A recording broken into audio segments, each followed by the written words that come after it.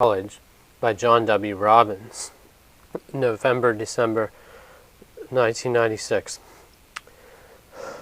A review of Through the Eye of a Needle, Readings on Stewardship and Justice, published by Calvin College Department of Economics and Business, 1969-1986. Christians' parents spend enormous sums or incur great debt. Calvin College costs about $15,000 per year to obtain educations for their children at Christian colleges. They do not realize that nothing lies like a college catalog. What a college says it stands for, especially while fundraising, and what its faculty actually teach in the classroom are often two quite different things. Take Calvin College, for example. It enjoys a reputation as a Christian college with high academic standards. Yet a book written and produced by the faculty of Calvin College, Through the Eye of a Needle, demonstrates that its teaching in the fields of economics, history, political science, and business meets neither minimal standards of Christianity nor scholarship. The authors. On its title page, this textbook says it is for use in introductory economics courses at Calvin College. In the acknowledgments, the authors write, over the last 5 years, this collection of readings has become an indispensable part of the teaching of economics at Calvin College. All economics faculty members participated in producing the book. Members of the committee were Michael Anderson, John Dodge, Eugene Dickema, Kurt Schaefer, John Teamster, Everett Van der Heide, and Scott Vanderlyn. In addition, the work of George Monsma and Roland Hochsberger on previous editions continues to influence the project. The acknowledgments conclude by saying a word of thanks is in order to Calvin College for its continuing support of this project. The college has absorbed many of the costs of phone bill, secretarial help, computer services, and other staff time to provide this book to students at modest cost. The book is arranged in 6 sections of 36 essays by various authors. Some of the authors are Lauren Wilkinson, Nicholas Wolsterstorff, George Ed Monsma Jr., Fred Graham, James Haltman, Ronald Sider, Tracy Early, Louis Smedes, John Stott, Leland Riken, Bob Goodsward, Brian Griffiths, Michael Novak, and various others. This book, like some mainstream economic textbooks, uses grammatically incorrect but politically correct feminine pronouns. Unlike even the mainstream textbooks, this book is a sustained attack on economic and political freedom. It is a totalitarian and socialist tract, written with religious fervor by admirers of serfdom and the Dark Ages. It is only at the end, after 400 pages of socialist propaganda, that the book offers a half-hearted defense of capitalism by Brian Griffiths or Michael Novak, which is easily disposed of by another socialist. Lauren Wilkinson. After taking swipes at the injustice of the market, page 17-18, and private property, page 19, in his essay, Economics, Managing Our Household, Lauren Wilkinson has a subhead, The Problem of Individualism, under which he writes, our sense of participation in the community of other people and other life is much less than it was for the medieval person, page 20. The Protestant Reformation, which Wilkinson also dislikes, stressed individual salvation based on individual interpretation of Scripture. He feels that is wrong. He laments the breakdown of the ties of mutual responsibility between the feudal lord and his serfs, as well as the growing possibilities for trade and amassing wealth, page 20. Wilkinson titles another section, The Problem of Common Property, and he turns the tragedy of the commons on its head. The tragedy is due to private property, not collectivism. One of the most dramatic ways to point out the problems of individual ownership in the market economy is to consider the problem of common property, or what the biologist Garrett Hardiness called the tragedy of the commons. The tragedy, as Wilkinson sees it, is that people privately owned cattle. In a system which is based on the hypothesis of individual interest detached from ties with nature, humanity, or God, it is almost inevitable that resources held in common will be misused, or the common actions which need to be taken will not be taken unless someone can speak for the whole interconnected system, not just for one's individual interest, page 24. On page 25, Wilkinson writes, society is likely to can society prefer a different depletion rate for it? Notice the collectivism resources than are individuals for several reasons. The most obvious one is that society is expected to have a longer lifespan. Is society alive than an individual? Thus, society would prefer, could society be another name for Wilkinson and his comrades, to conserve a resource, while an individual with no reason to be concerned for posterity would prefer to use it rapidly? Society is more likely than an individual to feel, can society feel, an ethical obligation to future generations. Society regards can society think itself as continuing, whereas individuals, while concerned perhaps for their own progeny, lack interest in providing for the future of society as a whole. The Bible and the Reformers, as Wilkinson realizes, emphasize the importance of each individual soul, for the individual lives and society does not, and each soul endures far longer than any earthly society. This Christian primacy of the individual Wilkinson finds reprehensible. On pages 25 and 26, in the section titled Doubts About Our Economic System, Wilkinson writes, technically it is not all obvious. In fact, it is increasingly less obvious that laissez-faire market views and systems, or even government intervention based on all available knowledge, will solve the problems we have alluded to above and lead us to economic stability and a policy of wise and sustainable resource use. Morally, there is a growing doubt that it is right to go about economic life in the way briefly described in these pages. In addition to the rapid and wasteful use of resources, which such an economy, the private property order, encourages, there are other problems even more immediate: the loneliness, lack of enduring purpose and fulfillment, the absence of happiness, the pain of treating others and being treated in an economic way, and basic questions about the justice of economic relationships. All of these contribute to doubts about the moral acceptability of our present way of economic life. Someone has suggested that the only problem with capitalism is that no one loves it. Perhaps the more basic problem is that it is not part of the ethos of capitalism that anyone should love in it or through it. At least all find it very hard to do so. This paragraph, of course, echoes Marx's theory of alienation. Wilkinson concludes his essay by quoting interventionist John Maynard Keynes and socialist Robert Hilbrunner. Nicholas Wolsterstorff's essay is The Bible and Economics, the Hermeneutical Issues, displaying what ought to be an embarrassing ignorance of history and economic theory, as well as Christian theology. Wolsterstorff writes on page 31, while the productive impulses and capacities of capitalism have proved to be nothing short of astonishing, industrial capitalism, since its very beginnings about 2 centuries ago, has left a trail of poverty and miswealth. Is in the ideology of socialism and communism, not in that of capitalism, that alleviation of poverty is given high priority. Page 33. On page 38, Wolsterstorff writes, there is in the Bible no ethic for nuclear arms, neither is there an ethic for religious pluralism, nor for a capitalist economy. On page 40, Wolsterstorff endorses Marxist liberation theology. I think there can be no doubt that the biblical theme of poverty has been brought to our attention today mainly by the poor of the world and by those who live among them. When poor peasants in the base ecclesial communities of Latin America themselves began to read the Bible and reflect on what they read, the theme of poverty leapt out at them, and the tradition of interpretation which they had received was shattered. Liberation theology arose from this situation. The agenda of the world church has been altered. Thomas Ludwig and David Myers. The 7th essay, Poor Talk, is taken from The Christian Century. The authors write, cross-national surveys on rich and poor nations do not reveal striking differences in self-reported happiness. Egyptians are as happy as West Germans. Cubans are as happy as Americans. Page 101. I guess this means the Berlin Wall was built to contain the exuberance of the East Germans, and thousands of joyful Cubans risked their lives rafting to America to tell us of their happiness. Trace Early. The 9th essay is Corporate Responsibility, Challenge Confrontation, 15 Years of ICCR. ICCR is the Interfaith Center on Corporate Responsibility. In the course of the essay, Early applauds the work of Ralph Nader, Saul Alinsky, James Forman, and the National Council of Churches. Early describes how the ICCR has pressured corporations to get out of South Africa and take other politically correct actions, and concludes with a statement from the National Council of Churches. We recognize, quote, we recognize that there has always been a basic contradiction between the driving force of capitalist economies and the biblical values of justice, mercy, stewardship, service, community, and self-giving love, unquote, page 132. John R.W. Stott. On page 192, British socialist John Stott, in an essay called Creative by Creation, Our Need for Work, says, quote, we must press for more job creation. Successive governments in Britain have done much by methods of tax inducement, regional policies, retraining and subsidies. But in areas of serious unemployment, Christians ought not to hesitate to lobby parliamentarians, local authorities, industrialists, employers, union officials, and others to create more employment opportunities, unquote. Lewis Smedes.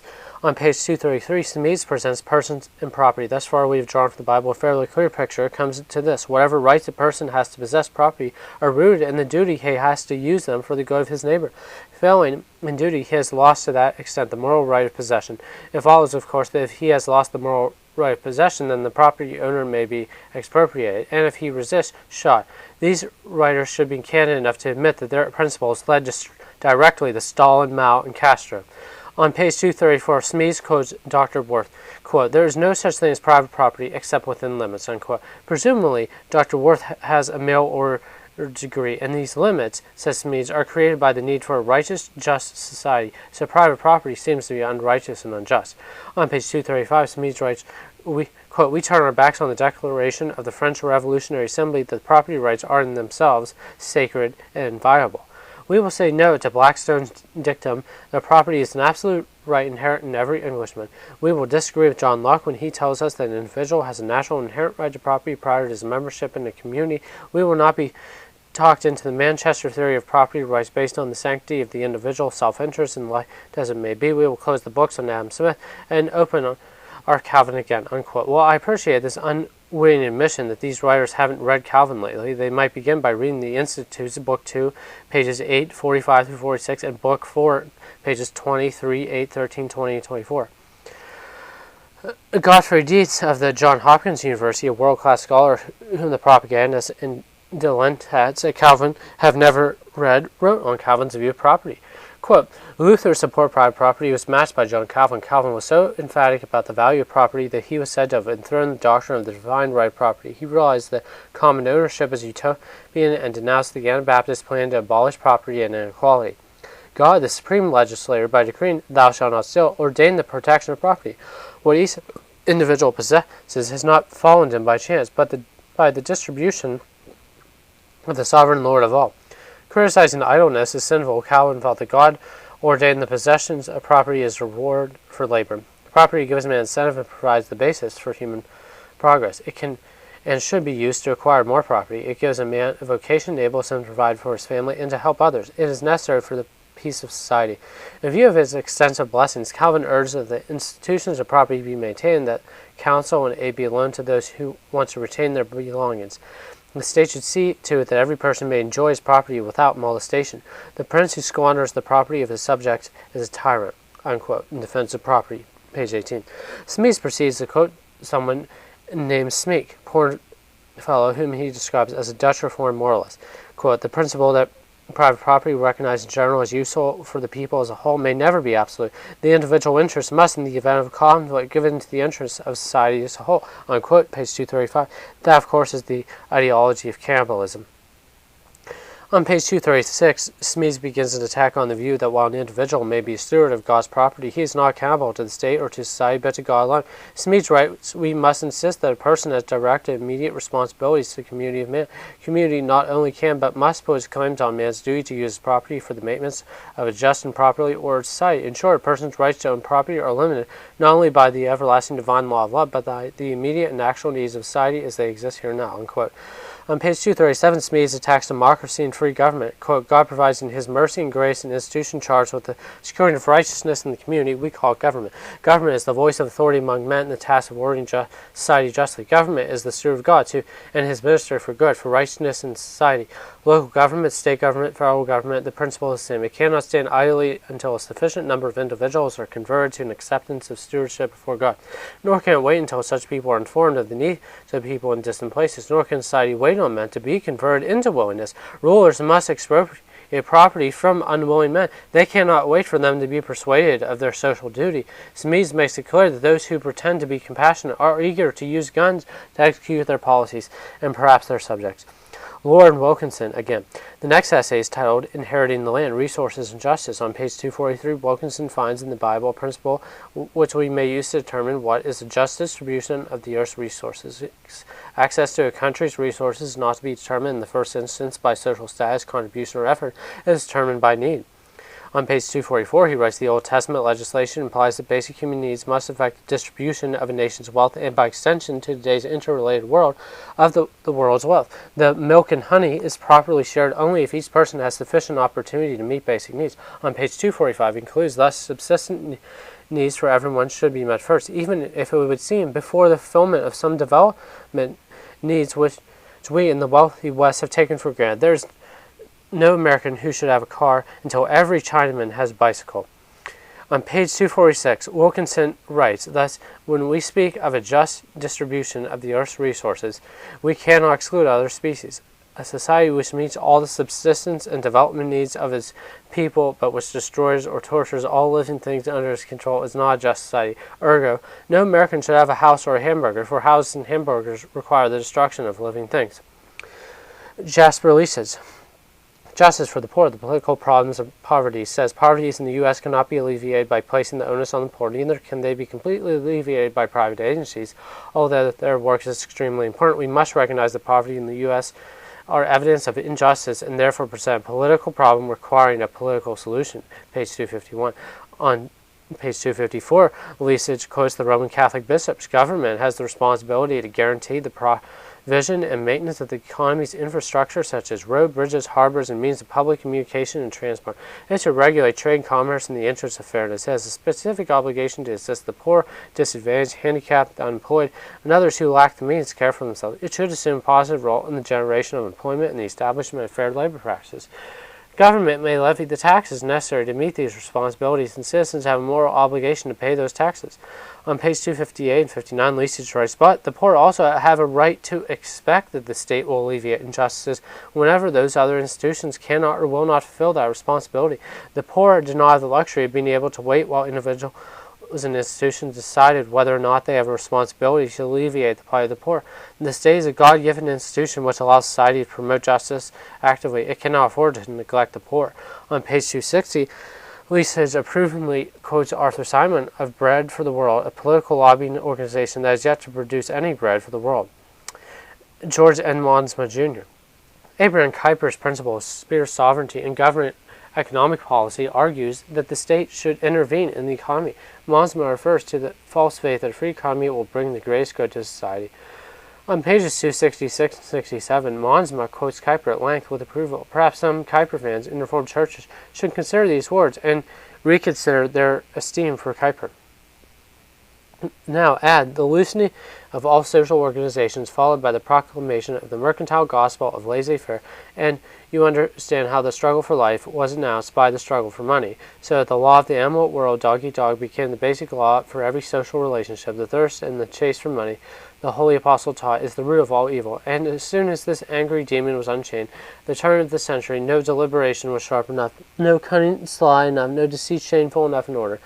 Through superiority in knowledge, position, basic capital, acquired money, never more money at the expense of the socially weaker. This condition would have existed even if the opportunities at the beginning of the struggle had been equal for both parties. It became so in much worse degree now that the opportunities were so manifestly unequal. On the side of the bourgeoisie, there was experience and inside ability and association, available money and available influence. On the other side, there was the rural population and the rural working class, bereft of all means of help and forced to accept any condition, no matter how unjust, through the constant necessity for food. Even without prophetic gifts, the result of this struggle could rarely be foreseen. It could not end otherwise than in the absorption of all calculable value by the larger and smaller capitalists, leaving for the lower strata of society only as much as appears strictly necessary to maintain these instruments for nourishing capital. For in this system, that is all the workers are held to be, and so in all of Europe, a well-to-do bourgeoisie rules over an impoverished working class, which must steadily increase the wealth of the ruling class, and which is doomed, when it can be of no more use, to sink into the morass of the proletariat. The social need is also worsened by the fact that the luxurious bourgeoisie makes a display of its luxury, which creates a false want in the poorer classes, and through the undermining of that contentment which can be happy even with little, insofar as there was less for the poor man to enjoy, fanned to the flames his feverish seeking after pleasure. On page 267, Monsma quotes Kuyper with approbation. Inevitably, capital absorbs more and more capital until it meets a power of resistance which it cannot break. That resistance is, in the present context, the impossibility of the worker remaining alive. And whatever one may say, Lassalle is perfectly correct in saying that this brazen law of iron necessity is the curse of our society. Yet this law is a spontaneous consequence of laissez-faire, of absolutely free competition. Capital absorbs more capital in this way, not because of any evil purpose, but simply because it does not meet with any other power of resistance short of the to be or not to be of the worker, the instrument of capital nourishment. Monsma comments on Kuyper's words. Quote, yes, this is Abraham Kuyper, not Karl Marx speaking. In an age when the injustice of an unrestrained capitalism have been lessened by various forms of government intervention, some of them supported by Kuiper himself. As is discussed below, we should remember the evils such capitalism brought about in the 19th century, and thus not fall prey to those who would again seduce us with the siren song of prosperity for all. If only the government will end its interference in the economy, it was just such a false gospel of the liberals of his day that Kuiper was working against. On page 269, Monsma quotes another Dutch socialist, Bob Goudswaard, attacking what he calls the middle-class view of prosperity, the middle-class notion of liberty. He calls about the common bourgeoisie concept of liberty. On page 270, Monsma quotes Goudswaard as advocating price controls. On page 272, Monsma argues that the food stamp program, aid to families with dependent children, and Social Security are proper activities of government. The entire essay by Monsma is a plea for more government intervention, larger welfare programs, more benefits, and more measures to provide for more equal distribution of wealth in the economy. Page 277. John Raines. On page 287, John Raines echoes Darwin and Marx. It is as beings who work that we become historical. That is, we transform in a developmental way our natural and social environment, and through this same activity transform ourselves. As humans, we are literally historical. We become.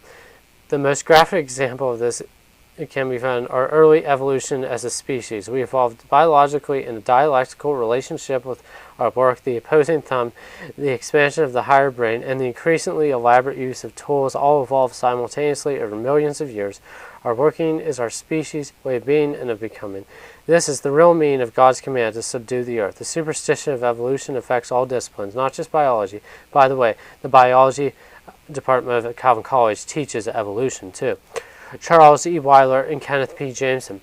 The 24th essay in the book, Toward a New Social Contract, is taken from a book titled An Inquiry into the Poverty of Economics, published by the University of Notre Dame Press, 1983. The authors argue for what they call post-Keynesian institutionalism and against competitive enterprise and individualism. A subhead on page 295 reads, Neither free markets nor bureaucratic control. It starts that there are three possible mechanisms for allocation of society's resources: markets, bureaucratic administration, and love. Weiler and Jameson, like the Beatles, believe that all we need is love. Writing of the Soviet Union and communist Eastern European countries, the authors say on page 297, they have made great strides toward providing life sustenance, particularly for the poorest, but freedom and esteem, fellowship are in little evidence, and dictatorship and sycophancy are the rule. Great strides. On page 304, they write, Before we move to specifics, it is important again to emphasize the inadequacy of reliance on one allocation mechanism alone. Thus, when we advocate a type of national economic planning and incomes policy, wage controls, this must be seen in the context of market allocation in most areas of the economy, along with decentralized love-based organizational structures such as worker ownership and subsidiary that can act as a check on the pretensions of bureaucracy. We recommend that the United States begin a process that will lead to democratic national economic planning.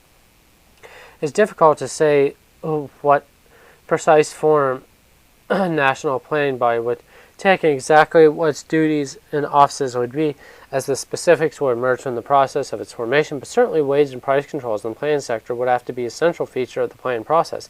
Since it is the price-making behavior of the large firms that has both inflationary and destabilizing tendencies, such controls would be essential in the effort to restrain large corporations and unions from behaving in socially harmful ways.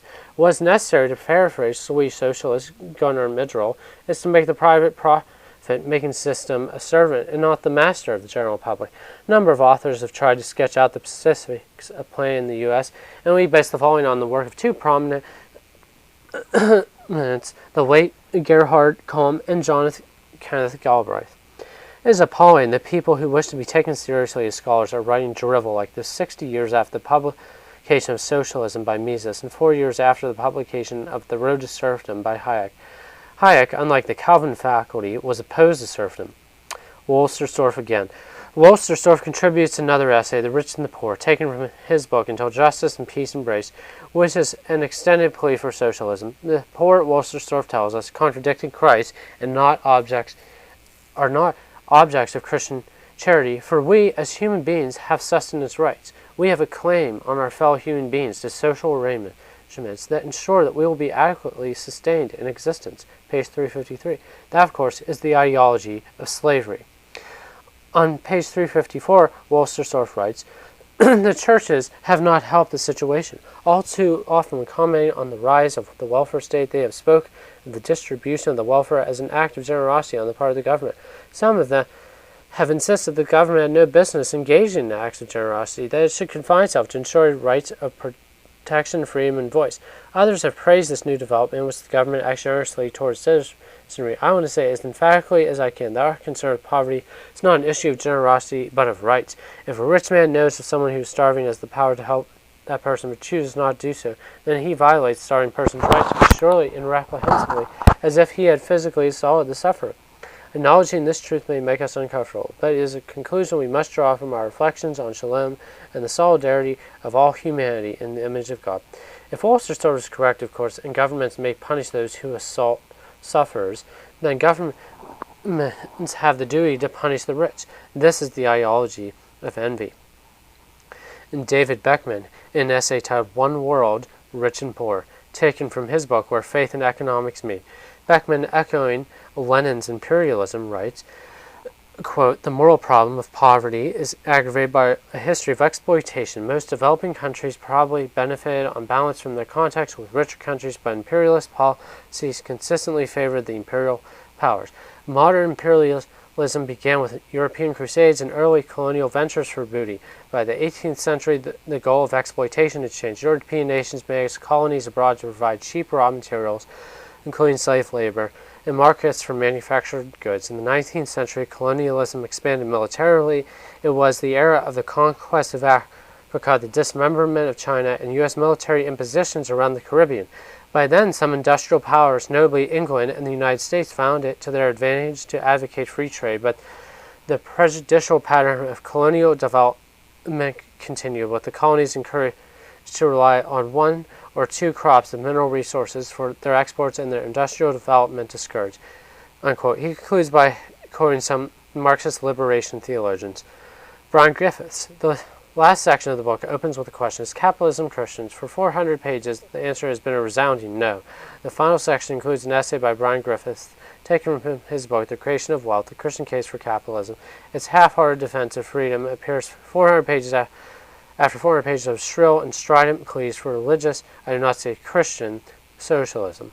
Griffiths gives a weak defense of capitalism, which no doubt explains why his essay was selected for this book. For example, he says, "The kind of harmony which is frequently upheld as part of this belief in the market economy is little more than an act of pure faith. Once again, it is an emphasis on the system, the machine, to the exclusion of the people. It is seen in its straight form in the demand for minimal or even no regulation in most areas of economic life. Civil aviation is an area which has been overregulated in most countries, in many cases through fixed prices to the detriment of the passengers.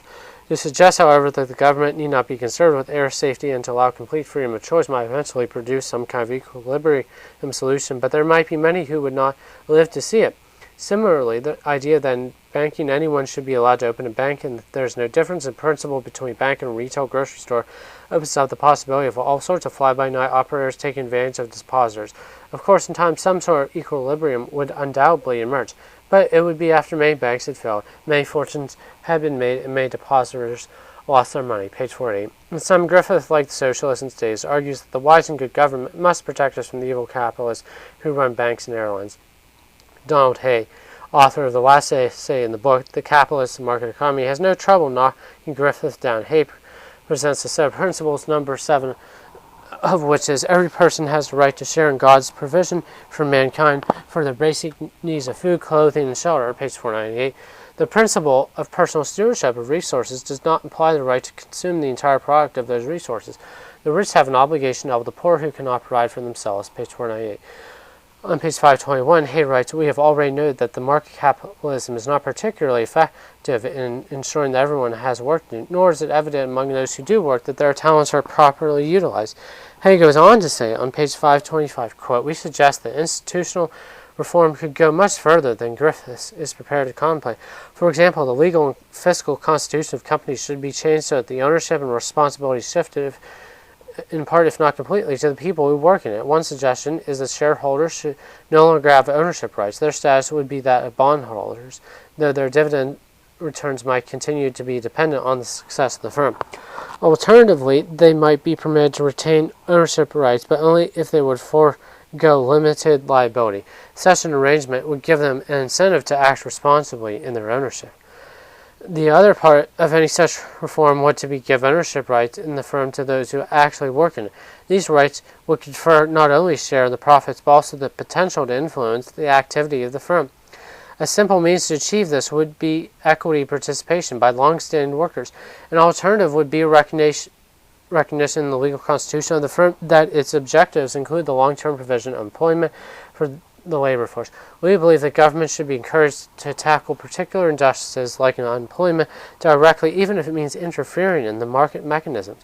A job guarantee system, for example, would be a proper objective and certainly much more consistent with Christian principles than an extensive welfare support system for the unemployed. Christian would wish the political authorities to act to restrain the exercise of economic power in capital and labor markets and markets for goods and services. Our preference is for a framework of law regulating the activities of trade unions, financial institutions, and firms, but we would not entirely rule out discretionary intervention where perceived injustice cannot be adequately put right within the legal framework. The government should not hesitate to use the traditional tax and transfer mechanisms to ensure that those without the means to acquire the basic necessities of life are provided for. Conclusion. Through the Eye of the Needle is a socialist propaganda masquerading as Christianity and scholarship. In teaching economics, I've examined many economic textbooks, and Calvin College's text is the most blatantly socialist I've ever seen. Worse, it has been used in introductory economics courses at Calvin College for years. That means the textbook is read by students who have no background in history, economics, or politics, and so are unable to challenge or perhaps even to recognize the nonsense their instructors are teaching is a form of intellectual child abuse. Worst of all, the book is presented as Christian. Far from being Christian, it is a good example of what even the non-Christian economist Ludwig von Mises recognized as statutory, the idolatrous worship of the state. What motivates the publication of books like this is not compassion, but hatred. One can smell it on every page. There is no compassion in forcing others to give up their homes, cars, or savings. There is no charity in giving away the wealth or property of others. Through the Eye of the Needle is a sustained attack on Christianity, on private property, and on political and economic freedom by men who are religious and claim to be Christian. We ought not to be surprised at this, for religious men have always been the most ardent enemies of Christ in the Bible. Calvin College, of course, is not unique in teaching these ideas, as many religious colleges teach the same things. If colleges were subject to the same laws against fraud as businesses, very few would be in operation, and very few college presidents would be out of jail. But the colleges will continue to teach falsehoods until parents, alumni, churches, and students stop giving them money. Well, why not stop giving them money? The faculties of these colleges have already declared their contempt for money. Why insult them by giving them another dime?